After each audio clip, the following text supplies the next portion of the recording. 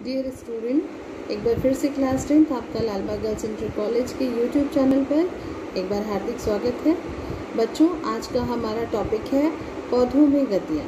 हम इसी टॉपिक को आगे लेकर चल रहे हैं। पिछली बार आपने पढ़ा था प्रकाशानुवर्तन गति, जिसमें आपने ये जाना था कि पौधे का जो तना होता है, अगर वो प्रकाश की तरफ गति करता है, मुड़ता है, प्रकाश को प्राप्त करने के बाद उसकी तरफ वृद्धि करता है, तो इस प्रकार की गति को हम बोलते हैं धनात्मक प्रकाशानुवर्तन गति।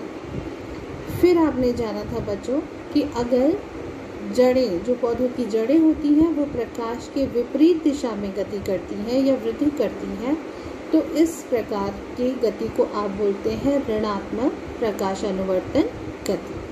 तो आज हम इस वीडियो में बच्चों जानेंगे गुरुत्वानुवर्तन गति के बारे में। गुरुत्वानुवर्तन गति इसकी उल्टी है, यानी अपोजिट। गुरुत्वानुवर्तन गति में पृथ्वी के केंद्र से यानी गुरुत्व बल लगता है, और ये गुरुत्वाकर्षण बल जो पौधे के अंगों पे उद्दीपन उत्पन्न करता है, जिसके माध्यम से पौधे गुरुत्व की ओर अपनी वृद्धि करते हैं, ये गति गुरुत्वानुवर्तन गति बच्चों कहलाती है। इसमें क्या होता है, इसके अंतर्गत पौधे की जो जड़ें होती हैं वो पृथ्वी के गुरुत्व की ओर वृद्धि करती हैं। पौधे की जड़ें मृदा में नीचे होती हैं, तो वो मृदा के अंदर धीरे धीरे अपनी वृद्धि करती हैं।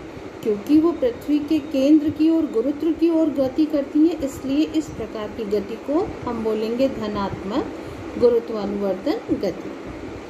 और जो तना है बच्चों पौधे का, वो पृथ्वी के विपरीत दिशा में, गुरुत्व के विपरीत दिशा में वृद्धि करता है या गति करता है, इसलिए हम इसको बोलेंगे ऋणात्मक गुरुत्वानुवर्तन गति।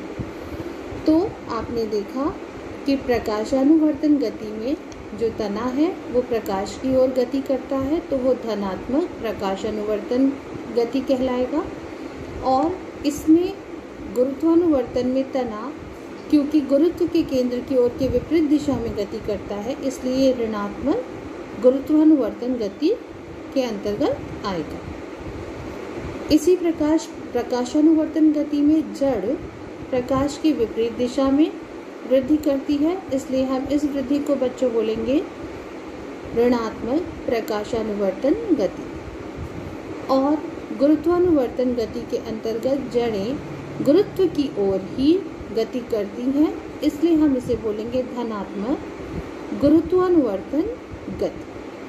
तो प्रकाशानुवर्तन गति और गुरुत्वानुवर्तन गति में आप अंतर समझ गए होंगे। आगे हमारा है बच्चों रसायनुवर्तन गति। रसायनुवर्तन गति के अंतर्गत बच्चों पौधे में पाए जाने वाले रसायनों के द्वारा जो अंगों में उद्दीपन उत्पन्न होता है, उसे रसायनावर्तन गति कहते हैं। तापानुवर्तन गति में ताप के माध्यम से पौधों में जो भी उद्दीपन होता है या वृद्धि होती है, ताप की तरफ पौधे का जो भी अंग या भाग मुड़ता है, वृद्धि करता है, उसे हम तापानुवर्तन गति कहते हैं। उसके बाद आती है बच्चों आपकी जलानुवर्तन गति।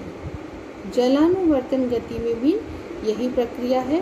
पौधे के अंग, कोई भी पौधे का अंग अगर जल की तरफ, जहाँ पे हमने पानी डाला है, अगर वह उधर की तरफ आकर्षित होता है, तो हम इसे बोलेंगे जलानुवर्तन गति। जैसे आप पौधे में पानी डालिए और कुछ समय बाद, 1 दिन 2 दिन बाद, आप देखेंगे कि उसकी जड़ें अगर पानी की तरफ ज़्यादा बढ़ रही हैं, तो वो जलानुवर्तन गति कहलाएगा। तो इस प्रकार आपने विभिन्न प्रकार की गतियाँ पढ़ी, और नेक्स्ट हम आगे के वीडियो में पढ़ेंगे। तब तक के लिए थैंक यू।